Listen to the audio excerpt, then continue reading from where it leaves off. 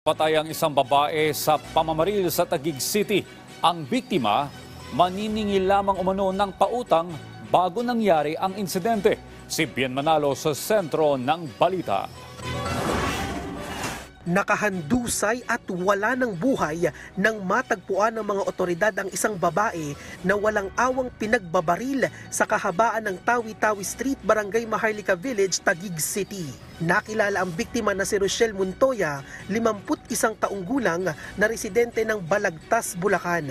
Ayon sa investigasyon ng mga pulis, bago nangyari ang pamamaril ay nauna nang nagpaalam ang biktima sa kanyang anak na lalabas para maningil ng pautang. May mga tama ng bala ng baril sa iba't ibang bahagi ng katawan si Montoya. According dun sa anak niya, nagpaalam yung kanyang mother na maniningil lang po ng utang. Pero never niyang binanggit kung saan at yung ano. May binabanggit siyang pangalan, yung Dato Rashid, na alias Kuya. Yun lang naman po ang binabanggit nung nanay niya dun sa anak niya. Then nalaman nga niya nung Sunday na yun nabaril yung mother niya dun sa Maharlika. Matapos ang walang habas na pamamaril ay agad na tumakas ang sospek, dala ang armas na ginamit sa krimen. Dahil dito, agad na nagkasa ng manhunt follow-up operation ang pulisya at sa tulong na rin ng ilang concerned citizens ay natuntun at naaresto ang sospek. Nakita ng witness natin na nandun pa rin sa area yung suspect nung nakita niya nung pagbaril.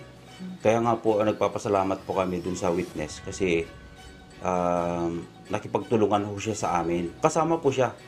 Yung witness po kasama po siya. Pagdating dun sa area ay nandun pa at saka Syrian po yan, tinuro niya. Mariin namang pinabulaanan ng sospek ang akusasyon laban sa kanya. Hindi po ako yan. Hindi po ako yan. Napadaan lang ako. Bumili lang ako ng ano. Bumili lang ako sa tindahan. Na-recover din kay alias Dato Rashid ang isang bomba na mariin din itong itinanggi. Walang nahuli sa akin na gano'n. Wala naman akong gano'n eh. Nasa kustodiya na ng pulisya ang sospek na nahaharap sa mga kasong murder at illegal possession of an explosive device. Bien Manalo para sa bayan.